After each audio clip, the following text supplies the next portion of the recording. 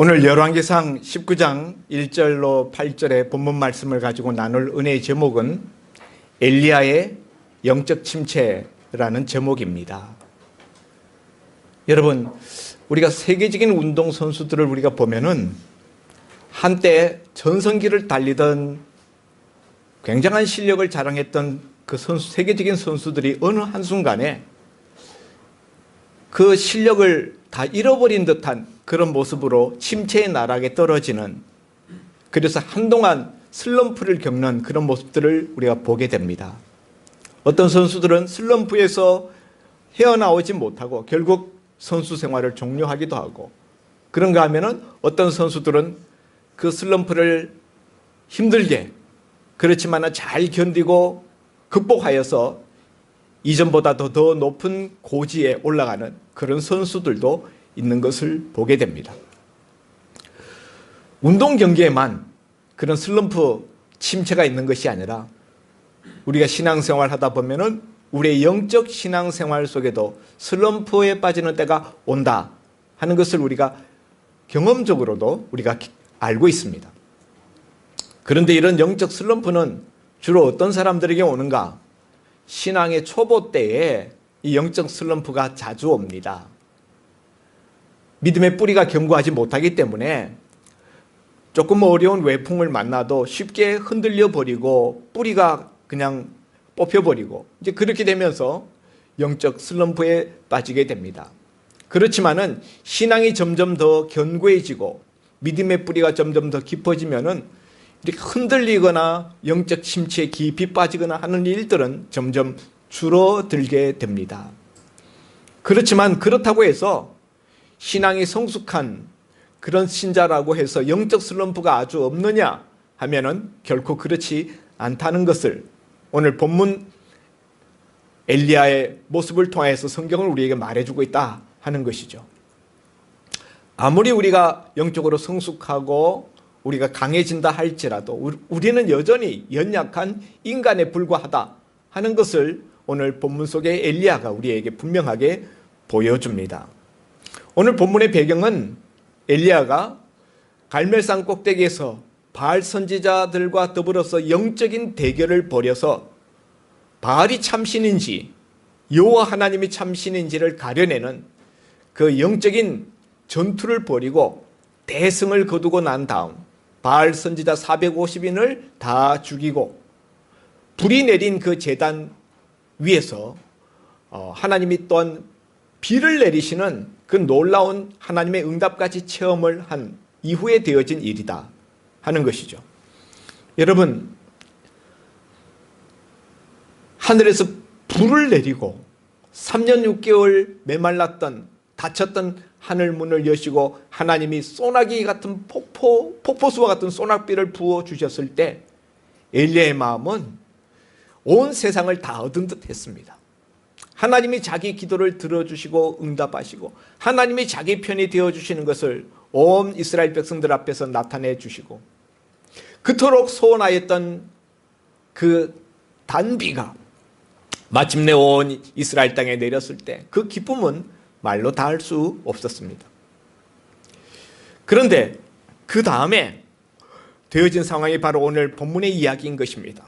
오늘 아합이 엘리야가 행한 모든 일을 돌아와서 자기 아내 이세벨한테 다 고했다 하는 것이죠. 이세벨은 어떤 여인입니까? 이세벨은 시돈 왕 엣바알의 딸로서 그의 아버지는 원래 바알 제사장 출신이었습니다. 그런데 그가 정권을 탈취하여서 왕위에까지 올랐는데 바로 그런 바알 제사장의 딸이었던 이세벨이 이스라엘로 시집 오면서 아합 왕에게 시집 오면서 바알 제사장들을 데리고 왔어요. 또 바알 우상들을 가지고 왔습니다. 그래서 온 이스라엘 땅에 바알 우상을 전파하는 전도사 역할을 했습니다. 그런데 엘리야가 갈멜산에서 불 내리기 시합을 통하여서 바알의 선지자들을 450인을 다 죽였다라는 소식을 들었을 때 이세벨은 머리끝까지 화가 뻗쳤습니다. 그래서 오늘 이렇게 이야기합니다. 2절 말씀에 내일 이맘때에는 반드시 내 생명을 저 사람들 중 한 사람의 생명과 같게 하리라. 그렇게 하지 아니하면 신들이 내게 벌 위에 벌을 내림이 마땅하니라 한지라. 저 사람들이라는 것은 엘리야가 죽였던 바알 선지자들, 내가 바알 선지자들을 죽였던 것처럼 내가 반드시 내 생명을 내가 빼앗고야 말겠다라는 이세벨의 협박입니다. 그런데 오늘 이와 같은 이세벨의 협박의 말을 듣고 난 다음 엘리야가 3절에 보니까 이 형편을 보고 일어나 자기 생명을 위해 도망하여 유다에 속한 브엘세바에 이르러. 여러분, 지금 엘리야가 사는 곳은 어딘가 하면 북이스라엘 땅이에요. 당시는 북이스라엘과 남유다로 이스라엘 나라가 양분되어 있었던 그런 시대로서 엘리야는 북이스라엘 아방 시대에 활동했던 선지자입니다. 그런데 이세벨 왕비가 협박을 하니까 북이스라엘 땅에 있는 것이 두려웠어요. 그래서 휴전선을 넘어서 남유다 땅으로 도망을 갔다 하는 것이죠. 그리고 남유다에서도 남유다의 맨 남쪽 끝자락에 있는 브엘세바라는 곳까지 도망쳐 갔다 하는 것입니다. 그런데 그것으로서도 안심이 되지 않아서 엘리야는 거기에서 4절에 보니까 광야로 들어가 하루길쯤 가서 사화는 그곳에 머물게 하고 브엘세바에 자기 사화는 머물게 하고 자기 혼자 광야로 들어갑니다. 브엘세바에서 남쪽으로 더 내려가면은 이집트로 내려가는 그 남쪽 길로 더 내려가게 되면은 거기 광야가 나옵니다.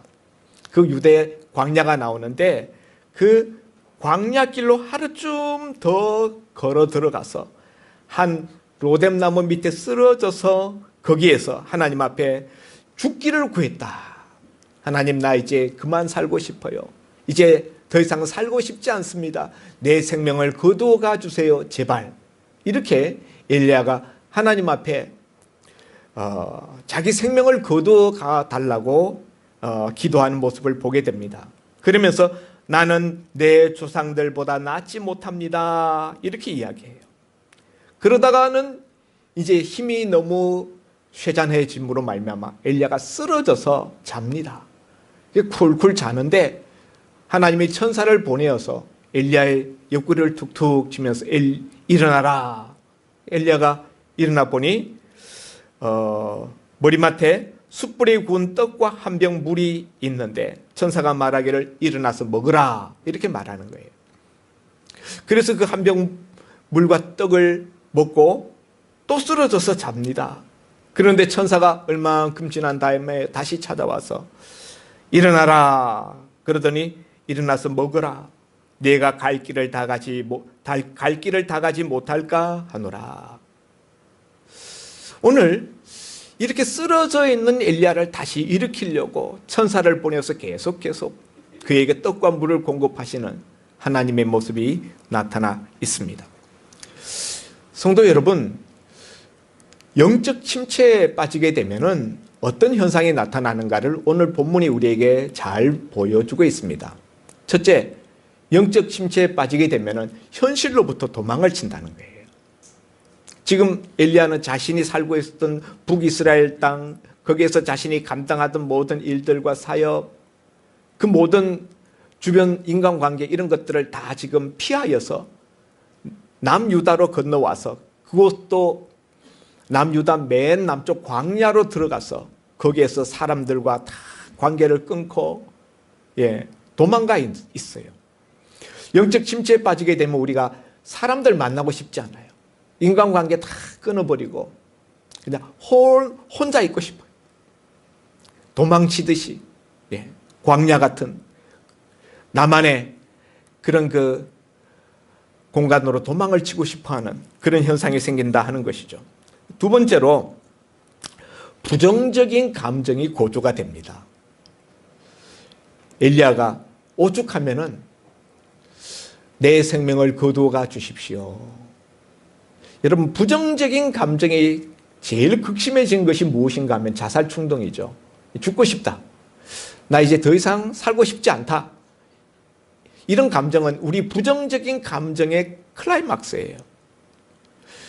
영적 침체에 빠지게 되면은 여러 가지 많은 현상들이 나타나지만 첫 번째 대표적인 것이 부정적인 감정 지수가 높아진다는 거예요. 그리고 굉장히 예민해지고 감정이 극단적이 돼요. 이세벨의 협박이 있긴 했지만은 지금 엘리야가 과민 반응을 하고 있다 하는 것이죠. 지나친 과민 반응이에요.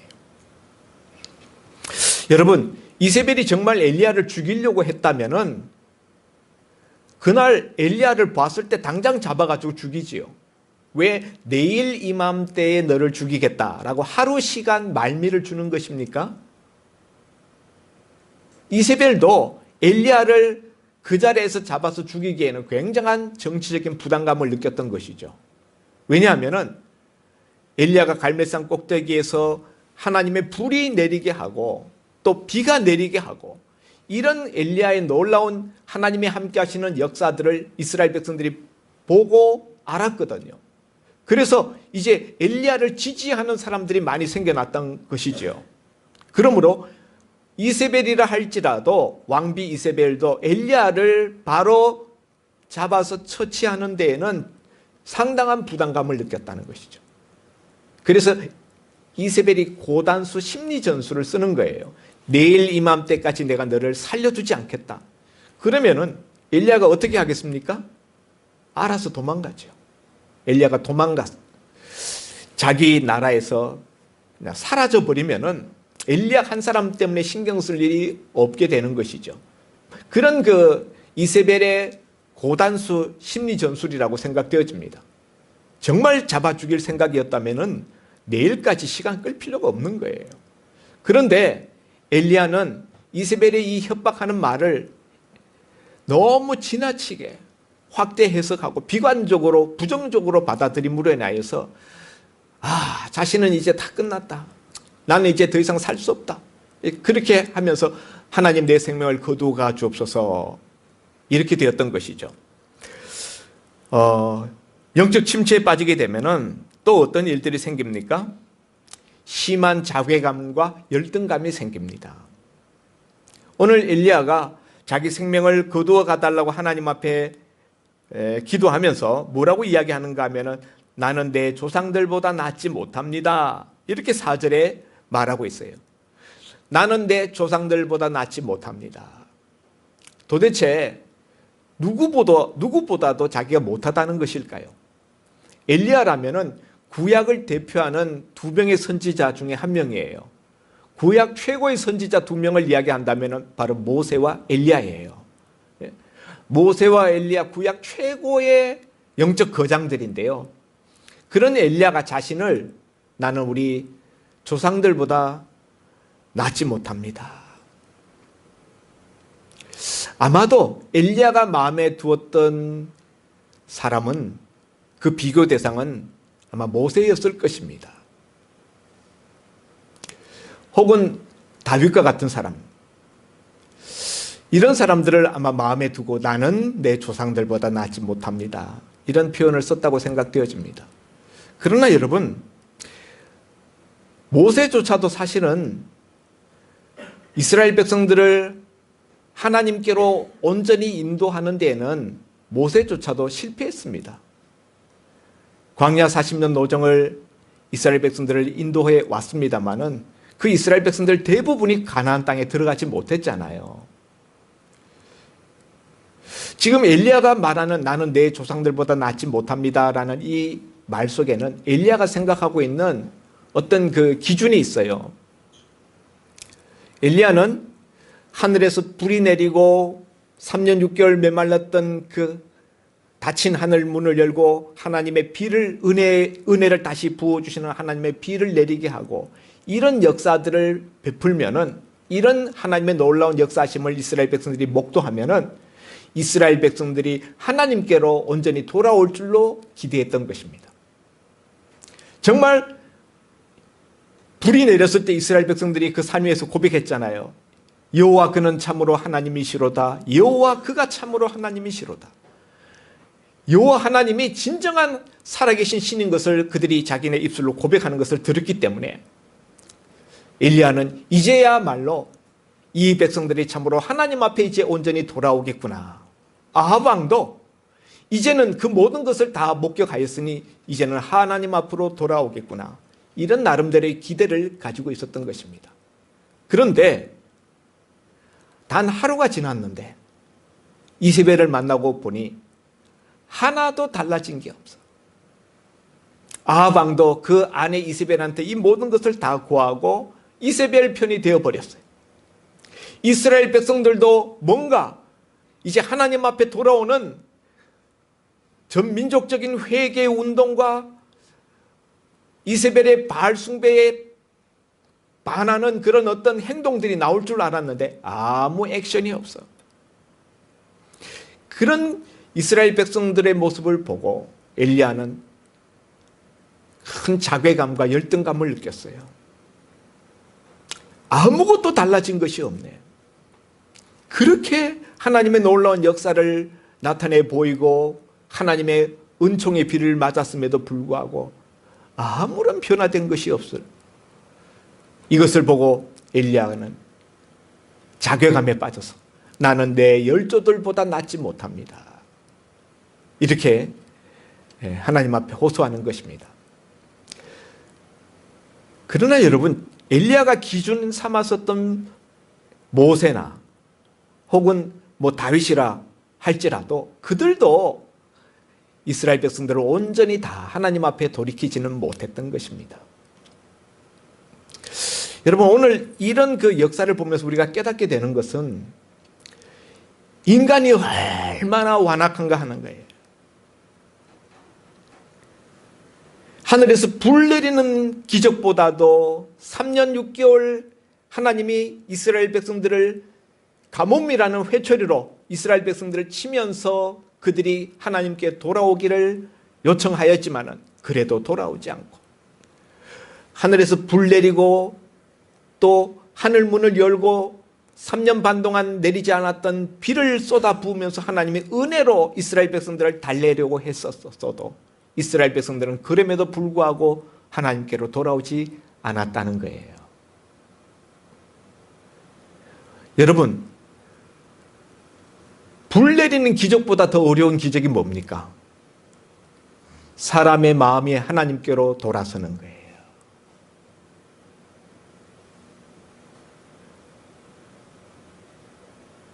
(3년 6개월) 동안 그 가뭄을 견디면서 얼마나 많은 고통을 받았습니까?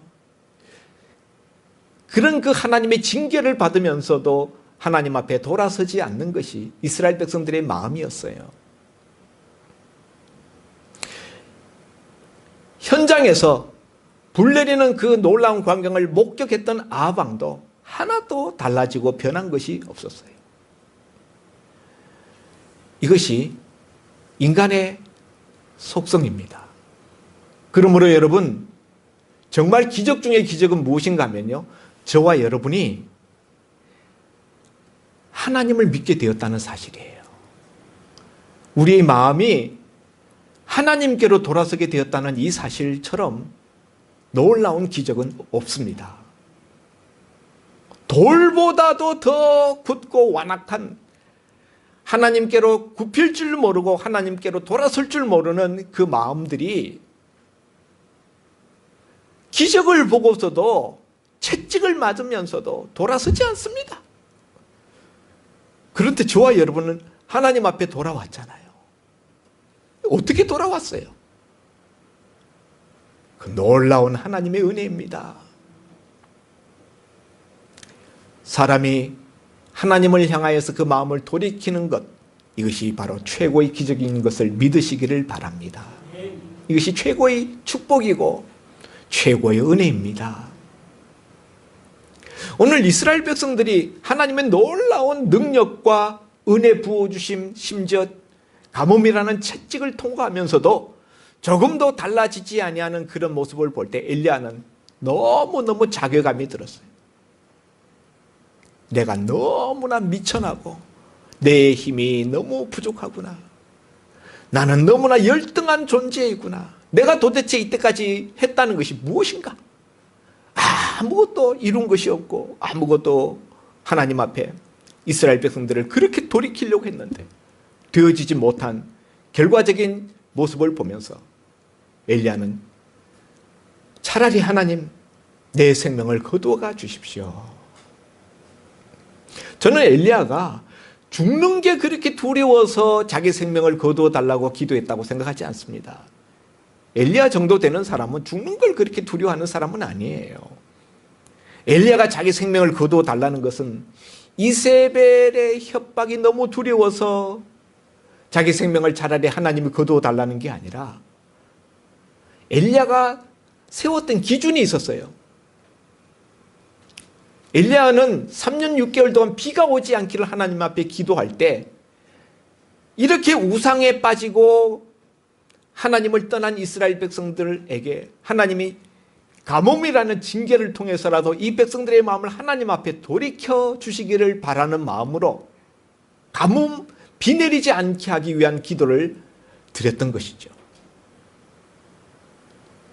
정말 그것은 아픈 기도예요. 그렇게 해서라도 이스라엘 백성들을 하나님 앞에 돌이켜 보려고 했는데 이제 불을 내리는 기적을 통하여서 이스라엘 백성들에게 하나님의 살아계심, 하나님의 참 하나님 되심을 나타내 보이고 증거하고 이제는 3년 6개월 마른 땅에 비까지 쏟아 부어주시는 하나님의 은총을 체험케 함으로 말미암아 이제는 이 백성이 하나님께로 돌아오리라. 그런 기대를 가졌던 것입니다. 그런데 여러분, 이 기대가 하루 만에 산산조각나고 무산되어지는 것을 볼 때 엘리야는 급기야 큰 실망의 구렁텅이에 떨어졌던 것입니다. 낙심의 절벽에서 추락한 거예요. 엘리야의 영적 침체의 원인은요, 낙심이에요. 낙심. 왜 낙심했느냐? 엘리야 나름대로 세웠던 자기 기준, 이렇게 하면은, 이렇게 되면은 이스라엘 백성들이 이제는 하나님께로 돌아오리라 생각했었던 자기 기대, 그 기준치가 있었던 것이죠. 이렇게 불 내리고 이렇게 하나님의 은혜의 소낙비가 부어지고 이러면은 하나님 앞에 돌아오리라 그랬는데 그 기대가 전혀 이루어지지 못하고 무산되어지는 것을 볼 때 엘리야의 마음속에 심한 낙심이 찾아 들어왔어요. 그리고 자기의 무력함, 자기의 열등감, 자괴감, 이런 것들이 자기 마음을 꽉 짓눌러 버렸을 때 엘리야는 더 이상 살 소망과 살 이유를 발견하기 어려웠던 것입니다. 사랑하는 성도 여러분, 그런데 이런 엘리야를 보시는 하나님의 심정은 참으로 안타까웠어요. 로뎀나무 밑에 광야 그 한쪽에 들짐승처럼 쓰러져서 모든 힘을 다 잃고 기력을 다 잃고 거기서 잠에 빠져 있는 낙심한 엘리야의 모습, 그것을 안타까이 보신 하나님께서 당신의 천사를 보내어서 엘리야야, 엘리야야, 일어나서 먹으라. 물과 그리고 떡을 엘리야에게 공급하게 하십니다. 먹고 또 쓰러져 자니까 또다시 물과 떡을 보내어서 엘리야야, 일어나서 먹으라.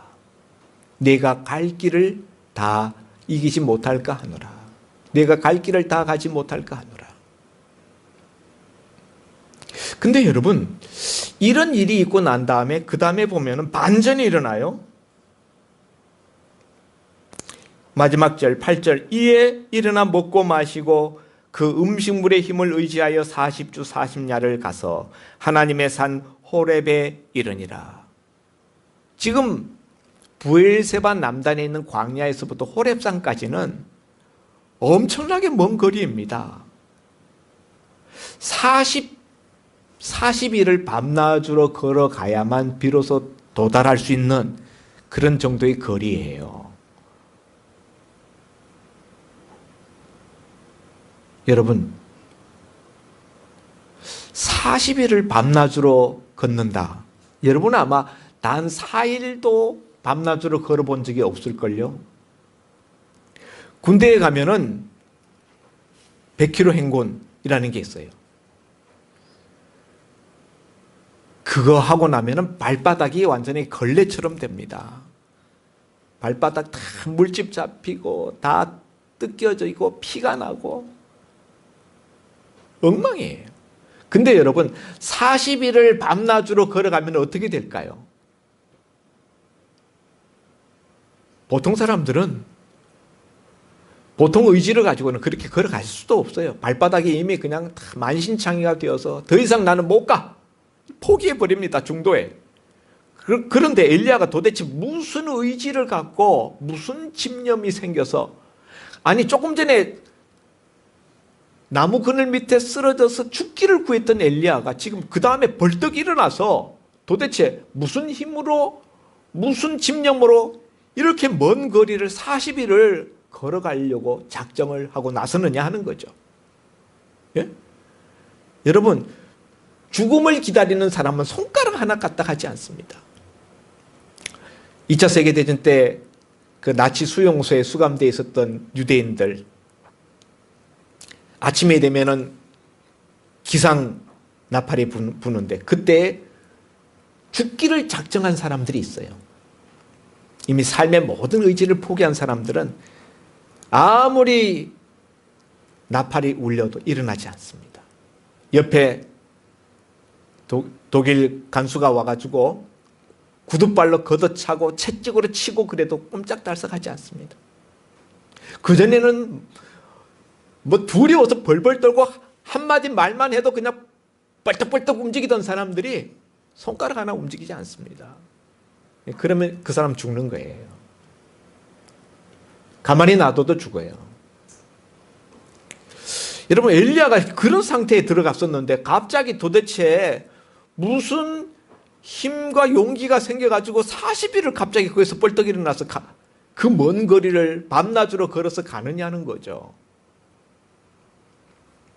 그것은 바로 천사가 전해준 말 한마디 때문입니다. 처음에 천사가 와서 어루만지면서 엘리야야 일어나라.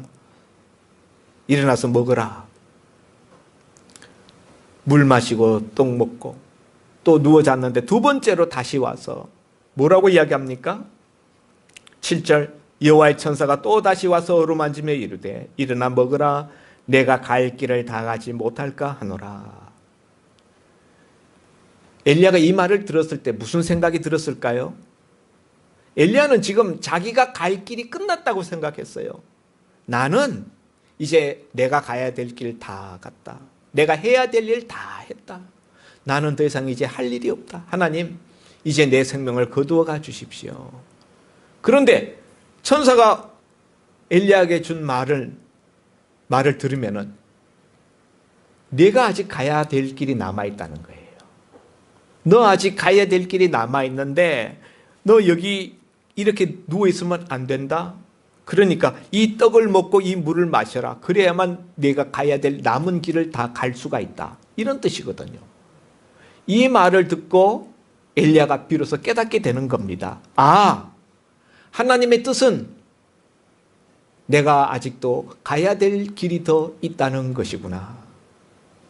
나는 내 갈 길이 여기서 끝났다고 생각했는데 하나님은 아니야, 넌 아직 가야 될 길이 남아있어 라는 것을 천사를 통해서 엘리야에게 말씀해 주었던 것입니다. 이 이야기를 듣는 순간에 엘리야의 머리가 정말 망치로 얻어맞은 듯 번쩍했을 거예요. 그리고 엘리야는 그 깨달음과 동시에 그 자리에서 벌떡 일어나서 내가 가야 될 곳이 어딘가? 내가 가야 될 곳이 남아있다는데 내가 가야 될 곳이 어딘가? 내가 가야 될 그 길은 과연 어떤 길인가? 생각하지 않았겠습니까? 그리고 엘리야가 생각한 것이 늘 자기를 모세와 비교하면서 생각했기 때문에 모세는 어떻게 했지?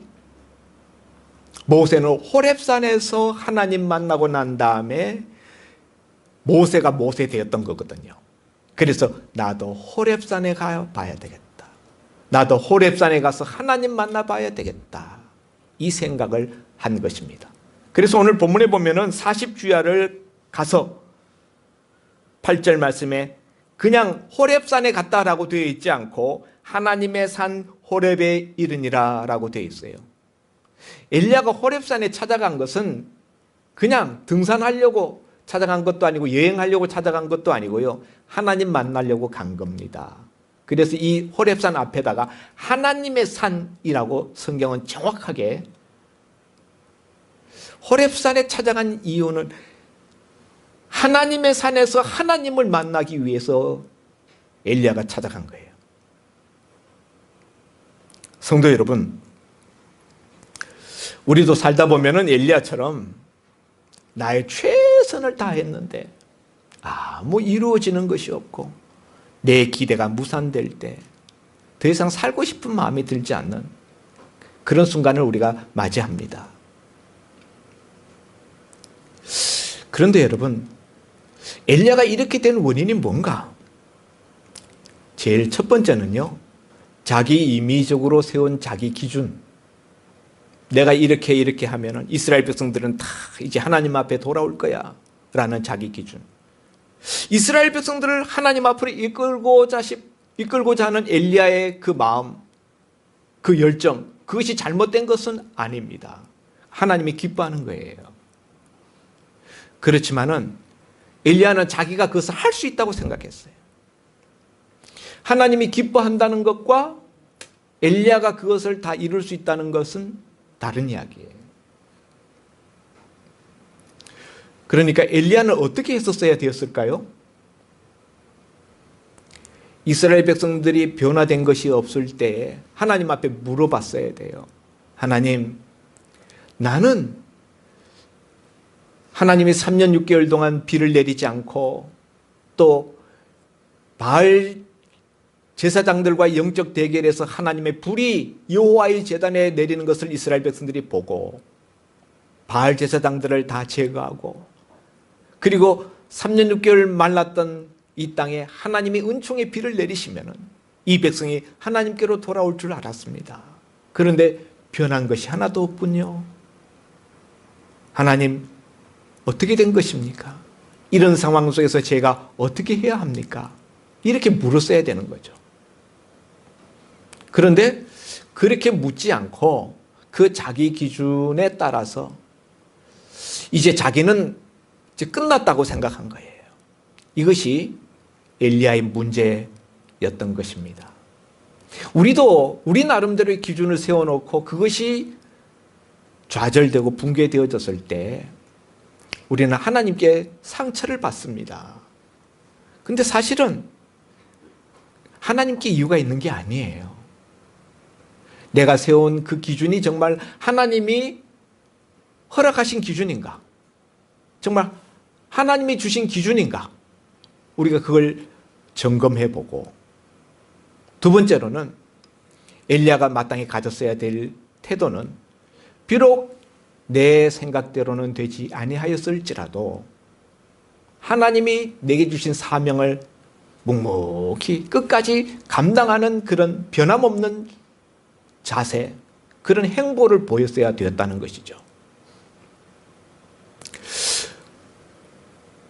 우리 교회가 개척되어진 지 23년 되는데요. 처음에 개척할 때 아무도 없었어요. 정말 우리 가족으로만 교회 개척을 시작했는데 맨 땅에 헤딩하는 식으로 교회를 개척했습니다. 어떤 해에는 단 한 명의 신자도 늘지 않아요. 나의 최선을 다함에도 불구하고 아무런 변화도 없고 아무런 열매도 없고, 그럴 때 자괴감이 들고 심한 열등감에 빠지고, 정말 계속해야 되는가? 교회 개척을 계속해야 되는가? 저도 얼마나 많은 번민과 고민 속에서 시간들을 보냈는지 모릅니다. 그렇지만은 지금 그래도 우리가 이만한 규모의 우리가 예배 공동체가 되었던 것은 내가 기대하는 것 같은 그런 그 열매, 그런 그 폭발적인 교회 성장 이런 것은 없었지만은 하나님이 내게 주신 사명은 양떼를 목양하는 것이라는 것을 제가 붙들고 열매가 있건 없건 묵묵히 오늘까지 견디어 왔기 때문에 오늘 우리가 이런 예배 공동체가 되었다고 생각합니다. 사랑하는 성도 여러분, 오늘 3절 말씀에 보면은 그가 이 형편을 보고 일어나 자기 생명을 위해 도망하여 그랬어요. 엘리야가 이런 그 영적 침체에 빠지게 된 가장 근본적인 원인은 무엇인가 하면요, 형편을 보았던 거예요. 하나님보다 형편을 보았던 거예요. 그래서 여러분, 엘리야가 천사의 말을 듣고 깨달은 것은 무엇인가 하면은 이때까지 형편을 보고 내가 낙심했는데 이제 내가 하나님 만나봐야 되겠다. 그래서 하나님의 산 호렙으로 찾아가는 것입니다. 성도 여러분, 우리가 영적 침체에서 우리가 탈출할 수 있는 가장 근본적인 방법은요, 형편을 보지 말고 하나님을 바라보는 거예요. 이게 예방법입니다. 근데 우리는 늘 형편을 먼저 봐요. 엘리야 이야기니까 쉬운데 이게 내 이야기가 되면은 쉽지 않아요. 다들 형편 본다는 거죠. 근데 여러분, 믿음은 현실보다도 형편보다 환경보다 하나님을 바라보는 것입니다. 우리 시각을 빼앗기지 말아야 돼요. 이 영적 전투는 이 시선의 싸움이에요. 우리 시선을 어디에다 두느냐. 여기에서 영적 전투의 승패가 좌우되는 것입니다. 오늘 내가 세운 어떤 기준이 정말 하나님이 그렇게 하라고 하신 기준인가, 우리 자신을 돌아보고 목표가 바르고 확실하면은 중간에 열매가 있든 없든 묵묵히 충성되게 가면 되는 거예요. 하나님만 바라보고 형편 바라보지 말고. 아멘입니까? 기도합니다. 하나님 아버지, 오늘 엘리야의 영적 침체를 통하여서